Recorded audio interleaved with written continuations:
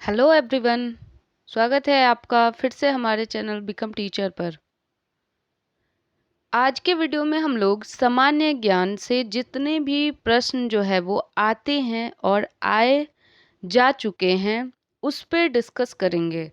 सामान्य ज्ञान बिहार बीएड में जो कि हम लोग को पता है कि 40 नंबर का आता है और ये बहुत बड़ा पार्ट जो है वो कवर करता है। तो हम आज कुछ जनरल नॉलेज के क्वेश्चन और उसके ऑप्शंस पर डिस्कस करेंगे कि किस टाइप के क्वेश्चन आए हुए हैं और किस टाइप से क्वेश्चन आने की संभावना रहती है। ठीक है, तो इस वीडियो को जो है वो पूरा देखेंगे आप लोग। और इस चैनल को अगर आप लोग अभी तक सब्सक्राइब नहीं किए हैं तो सब्सक्राइब कर दीजिए और फिर हमारे टेलीग्राम चैनल को भी आप लोग ज्वाइन कर लीजिए ताकि जो भी यहाँ पढ़ाई होगी उसका नोट्स पीडीएफ में आपको वहाँ पे मिलता रहे।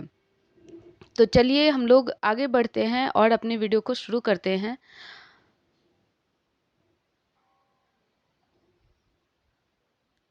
हमारा हमारा पहला क्वेश्चन देखते हैं हम लोग। हमारा पहला क्वेश्चन कहता है कि संयुक्त राज्य अमेरिका के प्रथम राष्ट्रपति कौन थे, है ना। संयुक्त राज्य अमेरिका के प्रथम राष्ट्रपति कौन थे। तो ये बहुत ही कॉमन क्वेश्चन है और बहुत एग्ज़ाम में बहुत बार पूछा जाता है। ठीक है, तो ये बहुत कॉमन क्वेश्चन है। इसका आंसर क्या हो जाता है, सी हो जाता है, जॉर्ज वाशिंगटन, है ना। जॉर्ज वाशिंगटन अमेरिका के प्रथम राष्ट्रपति थे। हमारा सी ऑप्शन सही हो जाता है और ये बहुत परीक्षाओं में और बहुत बार पूछा जाने वाला क्वेश्चन है, कॉमन क्वेश्चन है, इसलिए इसको हमेशा हम लोग याद रखेंगे। चलिए आगे बढ़ते हैं। तो हम देखते हैं हमारा दूसरा क्वेश्चन कहता है कि भारत की आज़ादी के समय इंग्लैंड के प्रधानमंत्री कौन थे। बहुत ही अच्छा क्वेश्चन है और हमारे भारत की आज़ादी से रिलेटेड बहुत क्वेश्चन बिहार बीएड की परीक्षाओं में आते हैं। ठीक है, तो ये जो है इसका सही आंसर जो हो जाएगा कि जब हमारा भारत आज़ाद हुआ था उस वक्त जो प्रधानमंत्री थे इंग्लैंड के वो थे क्लीमेंट एटली, है ना। क्लीमेंट एटली थे और इन्हीं के कार्यकाल में हमारा देश आज़ाद हुआ था। इन्होंने ही शर्त रखी थी कि अगर आप लोग संविधान को बना लेते हैं तो हम आपके देश को आज़ाद कर देंगे। ठीक है, तो ये प्रधानमंत्री थे इंग्लैंड के और इन्हीं के समय में हमारा देश भी आज़ाद हुआ था। तो याद रखेंगे क्लीमेंट एटली इनका नाम था। आगे बढ़ते हैं तो क्वेश्चन नंबर 3 देखते हैं कि मुक्त विश्वविद्यालय निम्न माध्यम से शिक्षा प्रदान करता है ना। ओपन यूनिवर्सिटी, ओपन यूनिवर्सिटी किस माध्यम से शिक्षा प्रदान करता है। तो आप लोग देख सकते हैं ऑप्शन ए दूरस्थ माध्यम से, ऑप्शन बी है पत्राचार माध्यम से, तीसरा है कक्षा में आमने सामने पारंपरिक शिक्षा और चौथा है खुली पुस्तक के साथ परीक्षा लेकर। देखिए यहाँ पे बात होती है ओपन यूनिवर्सिटी की, तो ये दूरस्थ माध्यम है शिक्षा का, है ना। जब हम दूर से भी अपनी शिक्षा को कंटिन्यू कर सकते हैं, हम रेगुलर क्लास नहीं कर सकते, है ना। जब हम रेगुलर क्लास जो है वो अटेंड नहीं कर सकते तो हम डिस्टेंस मोड का सहारा लेते हैं और अपना दूसरा कार्य करते हुए भी हम अपनी शिक्षा को ग्रहण कर सकते हैं। ठीक है, इसमें बहुत सारे जो है वो कोर्सेज होते हैं और हमेशा व्यक्ति जो है वो उपलब्ध नहीं रह पाता, उसके पास समय नहीं रह पाता, इसलिए इस मोड का जो है वो शुरू किया गया। बहुत ही अच्छा जो है वो ये मोड की जब शुरुआत हुई थी तो इसे बहुत अच्छा माना गया था ताकि सबको एजुकेशन ग्रहण कर सके, कोई बाधा ना आए। और इसी के अंतर्गत पत्राचार माध्यम से भी शिक्षा दी जाती है, कॉरेस्पॉन्डेंस मीडियम, है ना, जो कि दूर रह के भी व्यक्ति अपनी पढ़ाई को जारी रख सकता है। तो इसका सही आंसर ए हो जाएगा कि यह डिस्टेंस मोड में अपनी शिक्षा प्रदान करता है। हम लोग अगले क्वेश्चन की तरफ बढ़ते हैं। तो हमारा अगला क्वेश्चन क्या कहता है, क्वेश्चन नंबर 4 है, आचार्य चाणक्य एक गुरुकुल में शिक्षक थे जो डैश में अवस्थित था, है ना। चाणक्य से बहुत बार क्वेश्चन पूछा जाता है ना। तो सबसे पहले हम लोग जान लेंगे कि ये कहाँ शिक्षक थे। तो ये हमारे तक्षशिला, है ना, कहाँ पे थे, तक्षशिला विश्वविद्यालय में ये शिक्षक थे। ठीक है, तो याद रखेंगे तक्षशिला इसका सही आंसर हो जाएगा। और इनका असल में है ना जो बचपन का नाम था, या इनका अन्य नाम भी आपके परीक्षा में आता है, तो इनका अन्य नाम क्या था? विष्णुगुप्त था। याद रखेंगे, विष्णुगुप्त इनका दूसरा नाम था और बचपन का नाम था। ठीक है, तो चलिए हम लोग अगले क्वेश्चन की तरफ बढ़ते हैं। हमारा अगला क्वेश्चन क्या कहता है? क्वेश्चन नंबर 5 कह रहा है कि म्यांमार देश की राजधानी कहाँ है? देखिए, म्यांमार देश की राजधानी कहाँ है पूछा गया है आपसे, है ना? कहाँ है? तो तत्काल में अभी ये जो है वो न्यायपीठों में है। ठीक है, क्या है? न्यायपीठों में है। और ये पहले जो म्यांमार जब देश का नाम क्या था? बर्मा था। ये भी याद रखेंगे कि बर्मा जब हुआ करता था इसका नाम, तो इसकी राजधानी रंगून हुआ करती थी। कहाँ पे? रंगून हुआ करती थी। लेकिन अभी तत्काल में इसकी राजधानी कहाँ है? नैपीटॉ में है। तो ध्यान रखेंगे कि सी ऑप्शन सही हो जाता है, रंगून गलत हो जाएगा। हम लोग आगे बढ़ते हैं। हमारा अगला क्वेश्चन देखते हैं। क्वेश्चन नंबर 6, भारत के संविधान सभा के प्रथम अध्यक्ष कौन थे? बहुत ही बढ़िया क्वेश्चन है और ये पूछा जा चुका है, प्रीवियस ईयर में ये सब आए हुए क्वेश्चन है। तो देखिए, यहाँ पे पूछ रहा है कि प्रथम अध्यक्ष, अस्थाई अस्थाई की बात नहीं की गई है। तो जब हमारा संविधान बना था तो सबसे पहले अध्यक्ष जो थे वो अस्थाई रूप से डॉक्टर सच्चिदानंद सिन्हा को चुना गया था, है ना? हालांकि ये क्या थे? अस्थाई थे, लेकिन सबसे पहले जो अध्यक्ष थे वो यही थे। ठीक है, तो अस्थाई अध्यक्ष थे ये। बाद में जो है इनको अस्थाई अध्यक्ष थे, तो बाद में राजेंद्र प्रसाद को क्या किया गया? अस्थाई अध्यक्ष बनाया गया। ठीक है, अस्थाई अध्यक्ष बनाया गया। लेकिन यहाँ पे अस्थाई और अस्थाई नहीं पूछा गया है। यहाँ पे क्या पूछा गया है? यहाँ पे आपसे बस पूछा गया है कि प्रथम अध्यक्ष कौन था, तो ऑप्शन बी सही हो जाएगा। और ये अस्थाई रूप से भी थे। ये भी क्वेश्चन आपसे पूछा जाता है कि जो भारत के संविधान सभा के अध्यक्ष थे, तो अस्थाई अध्यक्ष जो थे वो कौन थे? तो वो भी आंसर आपका सच्चिदानंद सिन्हा ही हो जाता है।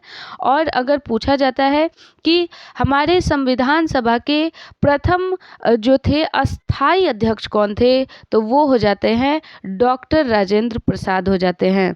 और अगर आपसे पूछा जाता है कि जो है बाबा भीमराव अंबेडकर से सवाल आते हैं, तो ये जो बाबा भीमराव अंबेडकर है, हमारे डॉक्टर अंबेडकर जो है वो प्रारूप समिति के अध्यक्ष थे। इनसे भी क्वेश्चन आता है, तो ध्यान रखेंगे, प्रारूप समिति के ये क्या थे? अध्यक्ष थे।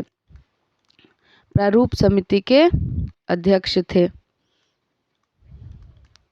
जेबी कृपलानी जो थे वो क्या थे? ये राष्ट्रीय कांग्रेस के अध्यक्ष थे। ठीक है, जब हमारा देश आज़ाद हो रहा था तो ये क्या थे? भारतीय कांग्रेस के अध्यक्ष थे।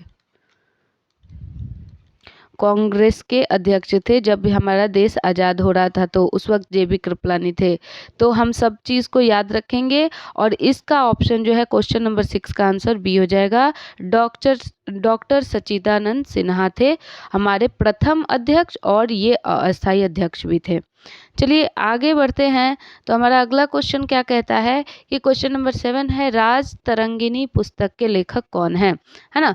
राज तरंगिणी, देखिए, राज तरंगिणी पुस्तक के जो लेखक है वो एक कश्मीरी इतिहासकार हैं, जिनका नाम क्या था?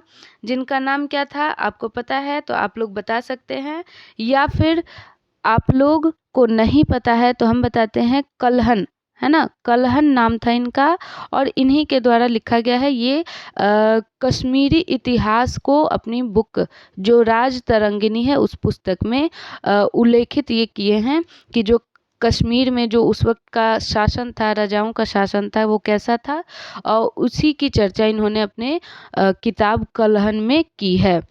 ठीक है, चलिए आगे बढ़ते हैं। तो हम देखते हैं हमारा अगला क्वेश्चन है क्वेश्चन नंबर 8, विश्व आर्द्र भूमि दिवस किस दिन मनाते हैं? ठीक है, तो आप लोग को याद रहना चाहिए कि विश्व आर्द्र भूमि दिवस जो है वो किस दिन मनाया जाता है? तो 2 फरवरी को मनाया जाता है। किस दिन मनाया जाता है? 2 फरवरी को मनाया जाता है। चलिए हम लोग आगे बढ़ेंगे तो हमारा अगला क्वेश्चन क्या कहता है, क्वेश्चन नंबर 9, भारत का राष्ट्रीय जलीय जंतु कौन है ना। तो भारत का राष्ट्रीय, ये देखिए ये बार बार क्वेश्चन आपसे पूछा गया है ना, ये प्रीवियस ईयर में 2 बार क्वेश्चन आया हुआ है राष्ट्रीय जलीय जंतु से, और राष्ट्रीय फूल, राष्ट्रीय पक्षी और राष्ट्रीय जंतु या फिर राष्ट्रीय मिठाई वगैरह से हमेशा एक क्वेश्चन जो है वो आता रहता है। तो इस टॉपिक को हम लोग जो है वो अच्छे से पढ़ के जाएंगे। तो हमारा इसका आंसर जो हो जाता है वो ऑप्शन नंबर बी हो जाता है, गंगेय डॉल्फिन। जो गंगेय डॉल्फिन्स हैं उन्हीं को हमारा राष्ट्रीय पशु जो है वो जलीय पशु घोषित किया गया है। ठीक है, ये कब से इसको घोषित किया गया था, तो ये भी आप लोग जान जाएंगे कि 2009 में इसको राष्ट्रीय जो है वो जलीय जंतु घोषित किया गया था। चलिए हम लोग आगे बढ़ते हैं। हमारा अगला क्वेश्चन है क्वेश्चन नंबर 10, भारत में किनके जन्म दिवस पर शिक्षा दिवस मनाते हैं। देखिए अच्छा क्वेश्चन है कि भारत में किनके जन्म दिवस पे जो है वो हमारी शिक्षा दिवस मनाई जाती है। तो शिक्षा दिवस कब मनाई जाती है, सबसे पहले तो ये हमारा क्वेश्चन आता है कि शिक्षा दिवस कब मनाई जाती है। ठीक है, तो शिक्षा दिवस आप लोग इसका आंसर जो है वो कमेंट में बताएंगे कि शिक्षा दिवस कब मनाते हैं और किनके जन्म दिवस पे मनाई जाती है। तो ये आपका आंसर ए हो जाएगा, मौलाना अबुल कलाम आज़ाद के नाम पे जो है वो आपकी शिक्षा दिवस मनाई जाती है। लेकिन इसका जो है वो डेट आप लोगों को कमेंट में बताना है कि ये किस दिन मनाई जाती है। चलिए अब हमारे डॉक्टर जाकिर हुसैन की बात करते हैं। तो ये आप लोगों को पता होना चाहिए कि हमारे देश के प्रथम मुस्लिम राष्ट्रपति थे। कौन थे? प्रथम मुस्लिम राष्ट्रपति थे हमारे जाकिर हुसैन। ठीक है, डॉक्टर जाकिर हुसैन।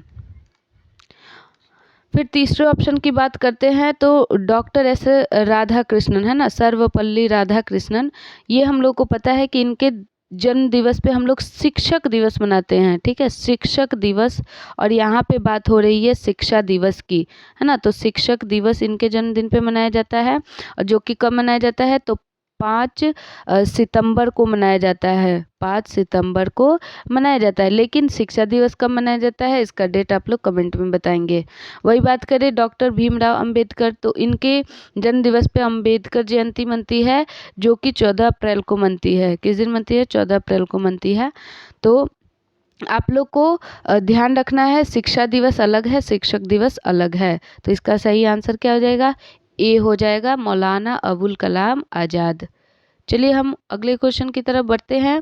हमारा अगला क्वेश्चन क्या कहता है कि दुनिया का सबसे बड़ा दूरबीन किस देश में है ना। दुनिया का सबसे बड़ा दूरबीन जो है वो किस देश में है।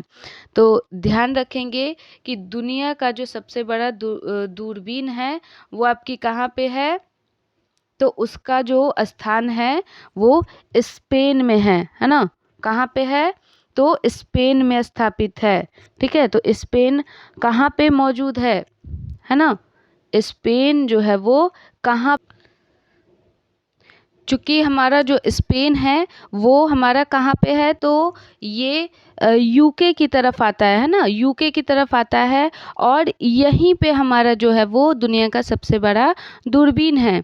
लेकिन स्पेन जो है वो आपके ऑप्शन में नहीं है। और फिर इसके बाद जो स्थान आता है वो आता है यूएसए का, है ना, संयुक्त राज्य अमेरिका का स्थान आता है। तो हमारे ऑप्शन में सी नंबर में ये मौजूद है। तो ऑप्शन नंबर सी हो जाएगा, दुनिया का जो सबसे बड़ा दूरबीन है वो हमारे संयुक्त राज्य अमेरिका में स्थापित है, इस क्वेश्चन के अनुसार।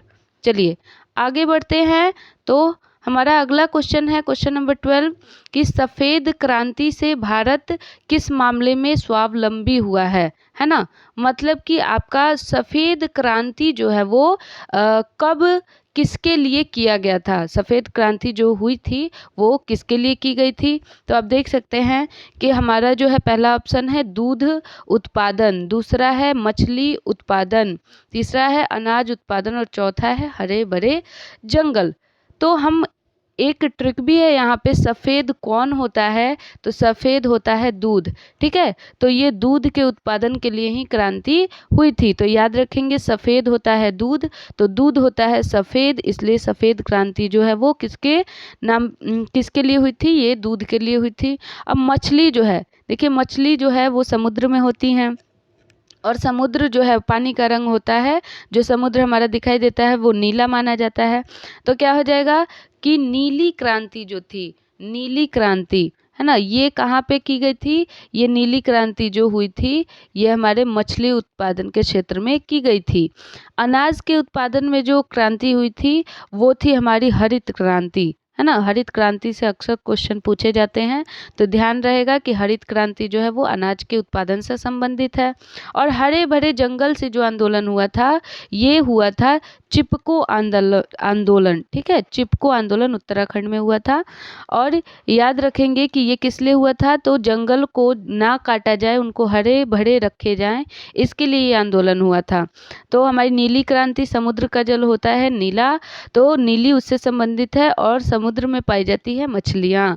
तो इससे आप लोग याद रख सकते हैं कि समुद्र में पाई जाती है मछलियाँ, और समुद्र का रंग होता है नहीं नीला, तो नीला जो है मत्स्य पालन से संबंधित है। हरित क्रांति अनाज से संबंधित है, और हरे भरे जंगल चिपको आंदोलन से संबंधित है, और सफ़ेद क्रांति दुग्ध उत्पादन से संबंधित है। चलिए आगे बढ़ते हैं, तो हम देखते हैं कि हमारा क्वेश्चन नंबर 13, लोकसभा के अध्यक्ष को कौन चुनता है ना। लोकसभा के अध्यक्ष को कौन चुनता है, तो आप लोग का आंसर क्या होगा, तो ये हो जाएगा लोकसभा के सदस्यगण ही लोकसभा के अध्यक्ष को चुनते हैं, है ना। तो ऑप्शन नंबर ए सही हो जाएगा कि मेंबर्स ऑफ लोकसभा जो है वो चुनते हैं किसको, तो उसके स्पीकर को, लोकसभा के अध्यक्ष को चुनते हैं। आगे बढ़ते हैं, तो हमारा अगला क्वेश्चन देखिए, 14 नंबर क्वेश्चन कहता है मोंटेसरी का नाम किससे जुड़ा हुआ है। देखिए मोंटेसरी जो थी वो, इनका पूरा नाम क्या था, मारिया मोंटेसरी था, मारिया मोंटेसरी था। और ये क्या थी, मारिया मोंटेसरी जो थी वो बच्चों की शिक्षा के लिए एक वैज्ञानिक तरीके से जो है वो स्कूल खोलने की इन्होंने शुरुआत की थी, जिसमें बच्चे जो है वो करके सीखेंगे, खेल खेल में सीखेंगे, और मनोवैज्ञानिक तरीके से उनको सिखाया जाएगा, है ना। तो ये जो है वो बच्चों के लिए ही इन्होंने अपनी जो है वो स्कूल खोली थी। ठीक है, तो मारिया मोंटेसरी जो थी उन्होंने ही क्या किया था, इस प्री स्कूल का जो है वो शुरुआत किया था, जिसमें कि आप याद रखेंगे कि 2.5 साल से लेकर, है ना, 2.5 वर्ष से लेकर 6 वर्ष तक के बच्चों को शिक्षा प्रदान की जाती है ना। प्री स्कूल में 2.5 से 6 वर्ष तक के बीच के बच्चों को शिक्षा प्रदान की जाती है। चलिए हम लोग आगे बढ़ते हैं हमारे अगले क्वेश्चन की तरफ। हमारा अगला क्वेश्चन क्या कहता है, क्वेश्चन नंबर 15 कहता है वैज्ञानिक स्वभाव का मतलब क्या होता है ना। ये देखिए बीएड की परीक्षाओं में ये सब क्वेश्चन हमेशा रिपीट होते हैं, तो इन सब क्वेश्चन पे हमेशा आपका ध्यान रहना चाहिए। तो वैज्ञानिक स्वभाव, है ना, वैज्ञानिक लोग क्या करते हैं, वैज्ञानिक लोग क्या करते हैं, तो वे तर्क करते हैं, है ना, क्या करते हैं, तर्क करते हैं। आप देख रहे हैं कि यहाँ पे तर्क मौजूद है। अब देखिए विज्ञान के अध्ययन में रुचि, इंटरेस्ट उनकी होती है, लेकिन उनका स्वभाव पूछ रहा है यहाँ पे, है ना। विज्ञान के अध्ययन में रुचि होती है, तो सिर्फ रुचि होने से आपका स्वभाव वैज्ञानिक नहीं हो सकता है, या फिर सिर्फ प्रयोग कर लेने से आपका स्वभाव जो है वो वैज्ञानिक नहीं हो सकता है, या फिर वैज्ञानिक विषय पर बोलने की क्षमता, है ना। सबसे पहले स्वभाव आपका कब होगा वैज्ञानिक जैसा, जब आप तर्क करोगे, है ना, किसी भी एक पक्ष पे आप तर्क करोगे, उसको सीखोगे। तो ये हमारा सही आंसर इसका क्या हो जाएगा, ए हो जाएगा कि तर्क के साथ निर्णय लेने का जो स्वभाव होता है वही वैज्ञानिक स्वभाव कहलाता है। जब भी ऐसे वैज्ञानिक वाले क्वेश्चन आएंगे, आप लोग तर्क वाले ऑप्शन पे ध्यान जरूर दीजिएगा। चलिए आगे बढ़ते हैं हम लोग। हमारा अगला क्वेश्चन है कि भारत की खोज नामक पुस्तक के रचयिता। अच्छा क्वेश्चन है कि भारत के खोज, है ना, डिस्कवरी ऑफ इंडिया, है ना, क्या था उसका इंग्लिश में, डिस्कवरी ऑफ इंडिया के जो लेखक हैं या रचयिता हैं वो कौन है? तो इसका सही आंसर क्या हो जाएगा? जवाहरलाल नेहरू जी हैं, है ना। डिस्कवरी ऑफ इंडिया, है ना, यहाँ पे क्या होगा? डिस्कवरी ऑफ इंडिया हो जाएगा। ये अक्सर आपके परीक्षा में पूछता है कि इसके रचयिता कौन है, तो हमारे जवाहरलाल नेहरू जी हैं जिन्होंने इसको लिखा था। अब देखिए कुछ तीनों ऑप्शन पे बात करते हैं। तो एम.एन. रॉय की एक किताब है जिससे क्वेश्चन आते हैं, जो कि रीजन नाम से है। क्या है? रीजन नाम है उस बुक का, जो इनके द्वारा प्रसिद्ध है और लिखी गई है। महात्मा गांधी से बहुत सारी किताबें हैं जिनके द्वारा इनके द्वारा जो लिखित हैं, जैसे कि मेरे सपनों का भारत, है ना। मेरे सपनों का भारत याद रखेंगे या नोट कर लेंगे। मेरे सपनों का भारत है। और फिर आपका क्या आता है? एक और आता है सत्य के प्रयोग, है ना। या फिर आपका एक और है हिंद स्वराज। हिंद स्वराज ये भी आपका जो है परीक्षा में पूछा जाता है कि ये किसने लिखा था। तो याद रखेंगे, मेरे सपनों का भारत, हिंद स्वराज जो है वो महात्मा गांधी के द्वारा लिखा गया है। लाला लाजपत राय के द्वारा हमारी जो बार बार पूछे जाने वाली परीक्षा में जो किताबें हैं वो कौन कौन सी है? जैसे यंग इंडिया, है ना। बहुत लोग कंफ्यूज होते हैं इसमें कि ये जो है वो महात्मा गांधी ने लिखी है और टिक कर देते हैं, जबकि लाला लाजपत राय द्वारा लिखी गई है यंग इंडिया। और एक है अनहैप्पी इंडिया, है ना। क्या है? Unhappy India. दोनों पुस्तक जो है वो कहाँ लिखी गई है? तो हमारे लाला लाजपत राय द्वारा लिखी गई है। याद रखेंगे, यंग इंडिया और अनहैप्पी इंडिया। तो यहाँ पे तो भारत की खोज किसने की थी? तो ये जो है वो जवाहरलाल नेहरू ने लिखी है कि भारत की खोज नामक पुस्तक के रचयिता हैं ये। आगे बढ़ेंगे तो हमारा अगला क्वेश्चन कहता है, क्वेश्चन नंबर 17, शिक्षा का अधिकार अधिनियम 2009, है ना। ये मतलब आप हमेशा इसको ध्यान में रखेंगे, है ना। ये क्वेश्चन जो है एकदम आपको याद रहना चाहिए और इस टॉपिक को भी आप पूरा पढ़ लेंगे अगर आप बिहार बीएड सीटी देने जा रहे हैं तो ये शिक्षा का अधिकार, है ना, क्या है? RTE, ठीक है। तो RTE 2009 ये जो है हमारा क्या करता है कि ये कहता है कि हम बच्चों को मुफ्त एवं अनिवार्य शिक्षा देंगे। तो कितने वर्ष के बच्चों को? तो देखिए ऑप्शन नंबर बी, 6 से 14 वर्ष के बच्चों को अनिवार्य एवं मुफ्त शिक्षा देने की बात ये एक्ट कहती है, ये अधिनियम कहता है। तो याद रखेंगे कि जो राइट टू एजुकेशन एक्ट है वो हमारे बच्चों के लिए है और उनके लिए मुफ्त शिक्षा और अनिवार्य शिक्षा की बात करता है। चलिए आगे बढ़ते हैं हम। हमारा अगला क्वेश्चन है, कहता है निम्नलिखित में से कौन सा सर्वोच्च नागरिक पुरस्कार प्रतिष्ठित व्यक्तियों को दिया जाता है ना। तो सर्वोच्च नागरिक पुरस्कार जो है हमारा कौन सा है? तो सबको पता है, हमारा option number C Bharat Ratna है ना। क्या है? भारत रत्न जो है हमारा सबसे बड़ा जो है नागरिक पुरस्कार है और ये उन्हीं को दिया जाता है जो कि एक प्रतिष्ठित व्यक्ति है और उन्होंने बहुत अपने अलग अलग क्षेत्र में अपना महत्वपूर्ण, राष्ट्र के प्रति अपना महत्वपूर्ण जो योगदान दिया है उसको दिया जाता है। ठीक है।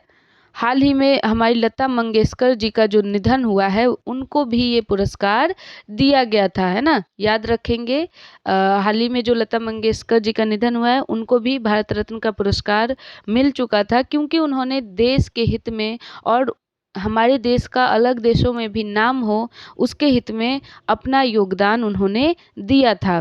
तो हमारा सी ऑप्शन भारत रत्न भारत का सर्वोच्च नागरिक पुरस्कार होता है। देखिए पद्म भूषण जो है भारत रत्न के बाद तीसरे नंबर पे, इसके पहले जो है वो पद्म विभूषण का पुरस्कार होता है जो भारत रत्न के बाद दिया जाता है, और पद्म भूषण जो है वो तीसरे नंबर पे आता है। ये भी अन्य व्यक्तियों को उनके विशिष्ट क्षेत्रों में जो है वो योगदान देने का, उत्कृष्ट योगदान देने के लिए दिया जाता है। परमवीर चक्र जब हमारी सेना में जो है वो दुश्मनों के लिए शूरवीर जो है है ना, शूरवीरता के लिए ये प्रदान की जाती है और ये ज़्यादातर उपरांत दी जाती है। हालांकि ये जीवित में भी दी गई हैं, 3 लोगों को ये जीवित में भी मिला हुआ है, लेकिन ज़्यादातर ये पुरस्कार मरणोपरांत ही मिलता है ना। महावीर चक्र भी हमारी सेना में जो है वो अपनी वीरता को जो लोग दिखाते हैं, है ना, वीरता जो दिखाते हैं उनको दिया जाता है महावीर चक्र। ठीक है, चलिए हम लोग आगे बढ़ते हैं। हमारा अगला क्वेश्चन क्या कहता है, क्वेश्चन नंबर 19 कहता है कि विश्व बाल मजदूरी निषिद्ध दिवस कब मनाया जाता है ना। जो हमारा बाल मजदूरी है वो ना हो, है ना, उसके लिए एक दिन तय किया गया है कि हम उसको मनाएंगे और लोगों को जागरूक करेंगे कि बाल मजदूरी रोकी जाए। तो ये जो है वो किस दिन मनाया जाता है, तो ये 12 जून को मनाया जाता है। किस दिन मनाया जाता है, 12 जून को।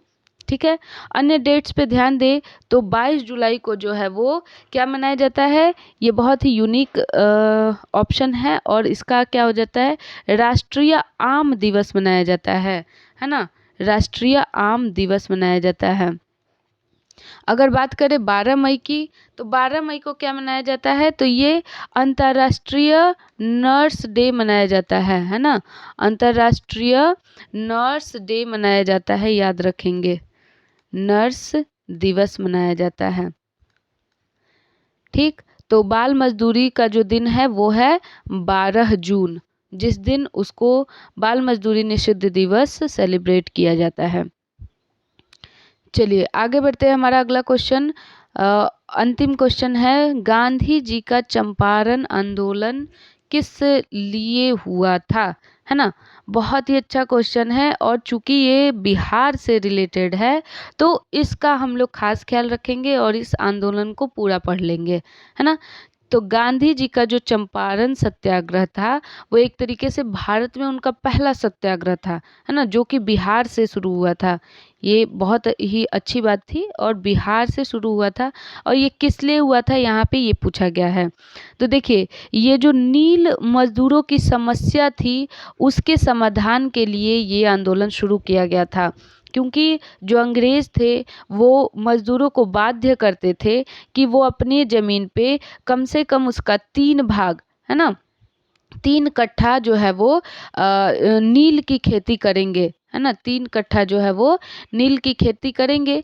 तो नील की खेती करने से ज़मीन जो है वो बंजर हो जाती थी, तो जो उपयोग उसका करना फिर दिक्कत करने लगता था, उपयोग नहीं हो पाता था, जिससे किसानों को हानि होती थी। तो इसके समाधान के लिए जो राम कुमार शुक्ल हैं वो गांधी जी के पास अपनी समस्या लेके गए थे और उसी पे ये जो समस्या के लिए ही ये आंदोलन जो है वो किया गया था, जो कि चंपारण सत्याग्रह के भी नाम से जाना जाता है, चंपारण सत्याग्रह के नाम से जाना जाता है। ठीक है, तो इसको ध्यान रखेंगे। अब देखिए, जो हरिजन की सुरक्षा के अधिकार के लिए कुछ जो आंदोलन किए गए थे गांधी जी के द्वारा, वो क्या थे, तो स्वराज और नमक सत्याग्रह था। क्या था, स्वराज था, नमक सत्याग्रह भी था, नमक सत्याग्रह भी था। चलिए, सविनय अवज्ञा आंदोलन जो संबंधित है वो सरकार के नमक कानून को तोड़ने के लिए था, ये भी जान जाएंगे। सरकार का जो नमक कानून था, है ना, कि कोई भी नमक नहीं बना सकता बिना सरकार के परमिशन के, तो नमक कानून को तोड़ने के लिए ये सविनय अवज्ञा आंदोलन किया गया था, जिसमें कि दांडी मार्च हुआ था, दांडी मार्च की चर्चा होती है। तो इसका ऑप्शन नंबर डी हो जाएगा। ठीक है, चलिए, तो हमने कुल 20 क्वेश्चन को किया जो कि आपके परीक्षा में जो है वो आए हुए हैं, प्रीवियस ईयर में पूछे जा चुके हैं। तो हमेशा यहाँ पे सभी सब्जेक्ट के आपको वीडियोस जो है वो मिलते रहेंगे, है ना, और प्रीवियस जितने भी वीडियोस है आप उसकी प्लेलिस्ट में जाके उसको देख सकते हैं। तो इसका जो बिकम टीचर का टेलीग्राम चैनल भी आप लोग ज्वाइन कर लेंगे, जहाँ पे आपको PDF वगैरह मिलता रहेगा और हमारे चैनल को जो है वो सब्सक्राइब कर लेंगे। चलिए, तो फिर हम मिलेंगे अब अगले सब्जेक्ट के साथ अगले वीडियो में।